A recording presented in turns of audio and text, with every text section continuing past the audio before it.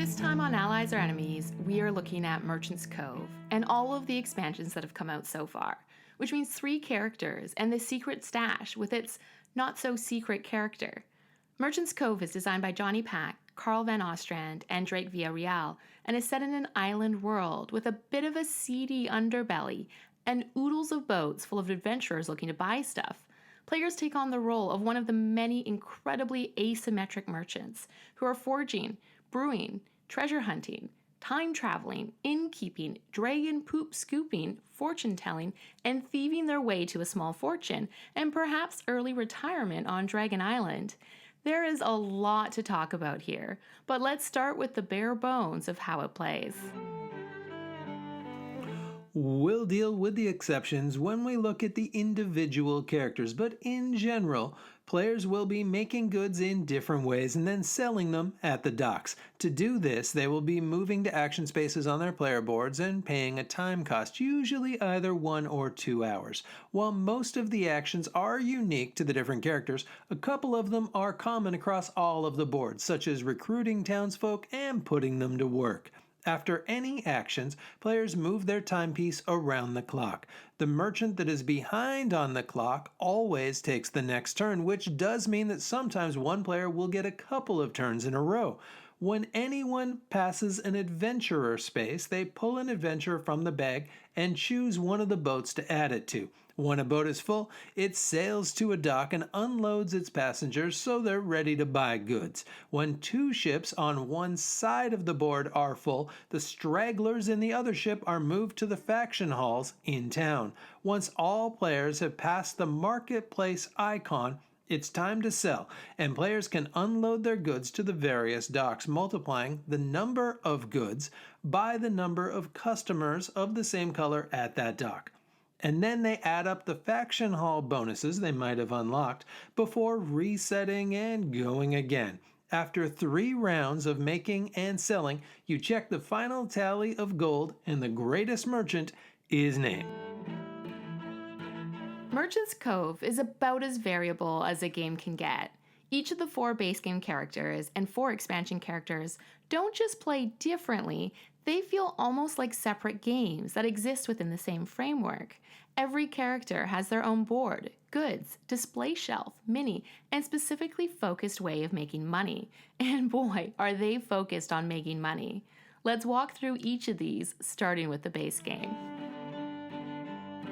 The Blacksmith is unsurprisingly all about forging goods in his furnace, which is done by way of dice placement and manipulation. This is probably the easiest character to play in the game, and the best choice for brand new players. You are just putting dice in the various furnaces, making sure the added value meets a certain threshold, high for large goods, low for small, and then smelting them up. The biggest tricks here are making sure you load enough before you smelt and gaining and using townsfolk wisely. It's a low bar to entry and probably a medium bar to playing well, but it is a bit straightforward and not the most exciting character in the game. This one is good for those that like a guaranteed return without too much stress. The Alchemist is a bit of a fan favorite. She's a smidge trickier than the Blacksmith, though still okay for most newbies, but she ups the fun level by a good chunk. In order to brew your concoctions, you will play a kind of mini potion explosion, taking ingredients and putting them into cauldrons, hopefully causing some chain reactions. The dark magic key to success here is both in lining up the ingredient marbles and placing them cleverly in the cauldrons, as well as getting your ichor out quickly to fill cauldron slots. This is one of the most tactile characters in the game, and it's great for players that want a mini puzzle that lets them think a step ahead. The captain collects booty both near and far by sending out ships and trawling for treasure. The big mechanics here are the spinner that decides movement, and curse coins, and the secret treasure chests which provide the captain's large goods, both of which involve a decent amount of randomness with big risks and big rewards. Players can take the safe route by focusing on fishing for small goods, and that can actually be a good strategy.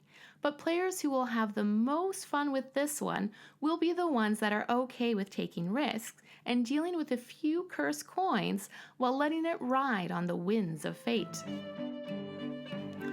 This duo of characters that is an homage to Marty McFly and Doc Brown is probably the trickiest to play in the base game, although that is a comparative scale, so take it with a grain of salt. The Chronomancer duo don't make good so much as snatch them from time portals with total disregard for the time continuum. It's kind of a rondel system, but with constantly moving action spaces, which makes for an interesting puzzle, and something that feels a bit more Euro-ish or abstract than some of the other characters.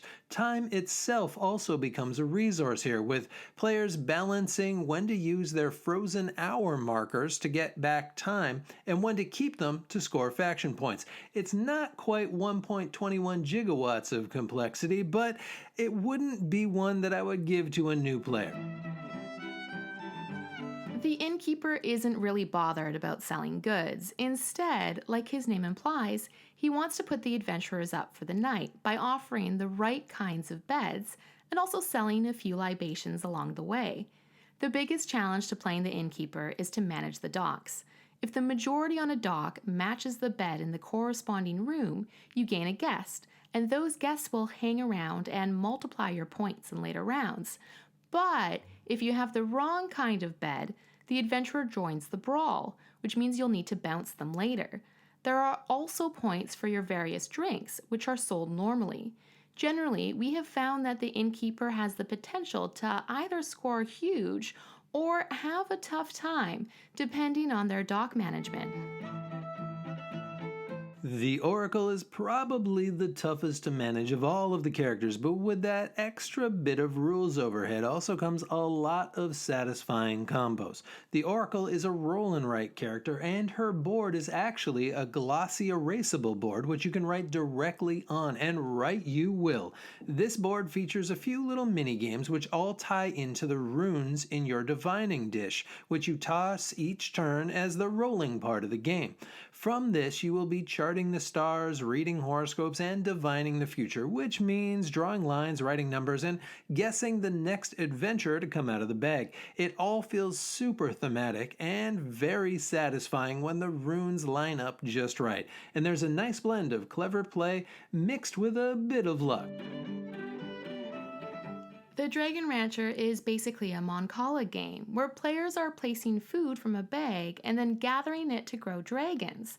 But there are some clever twists to add a bit of theme, first and foremost being the poop mechanic, where every dragon you gain also leaves a poop that later needs cleaning. There is also tree chopping that leads to sponsorship icons. Because a lot of the actions take time, the satisfaction from playing the Drangon Rancher comes from pre-planning and setting yourself up for some big, efficient turns, both in growing and gaining dragons and in scooping that poop.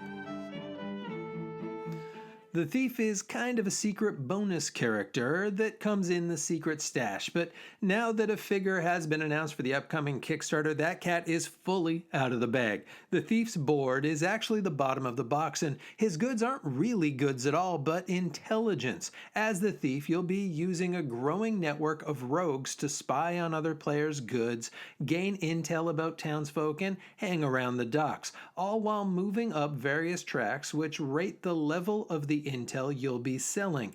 It's meant to be more of a bonus character than a fully fledged character, so it is a smidge rough around the edges, but for players that are willing to take on the challenge, it is a fun way to mess with the game even further.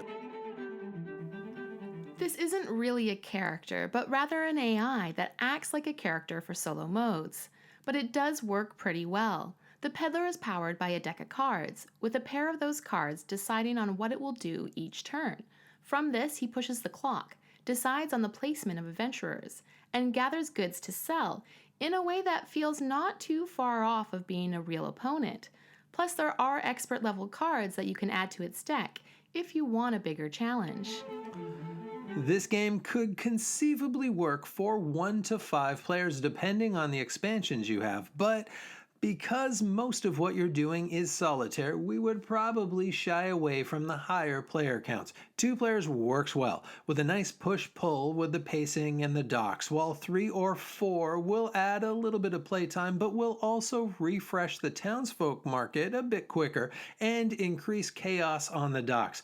Also, as we just mentioned, the solo mode is surprisingly good and can be added to bulk out 2-player games as well if you really want. You've probably already noticed this, but the components are terrific. The little boats are all unique and functional, and surprisingly have held up well even after 20-ish plays. The characters all have their own feel, which is reflected in their boards and figures, and their goods, and even in the unique display shelves. The adventurers are nice and chunky, and pleasing to pull out of the bag, and all of it is pulled together by the terrific art from the Micho, who is always a favorite of ours, and we can't imagine anyone else doing the art for this game. It's not an easy task to make something that is kind of pirate, kind of magic, kind of Back to the Future, but the Micho nails it. The only real tricky here is storing it all, but this is a 5-star production all the way. Merchant's Cove is going to have a somewhat specific audience for a few reasons. First of all, it's more of a system than a game. The main board is like your NES that you need to plug your various characters into, and that has some obvious pluses with infinite expandability. But you need to know that you may be in for a bit of an expensive haul. It also has a bit of a unique niche in that all of the characters play differently, but none of them are that complex, which can mean a smidge too much rules overhead for newbies, but not quite enough meat for heavy gamers. That said, it lands right in the sweet spot for those that want that variety and asymmetry without needing to understand how all of their opponent's characters work. Also, it is unlikely that you will connect with all of the characters and systems. Both of us have a few that we gravitate to and a few that we don't really jibe with at all, but if you're looking for a mid-weight experience with a lot of variety and a heck of a high production value, Merchant's Cove is well worth a visit. And that is it. Have you played Merchant's Cove? Who's your favorite merchant? Are you excited for the recently announced expansion? And as always, please do like, comment, and subscribe. And hopefully we will see you all next time for another game.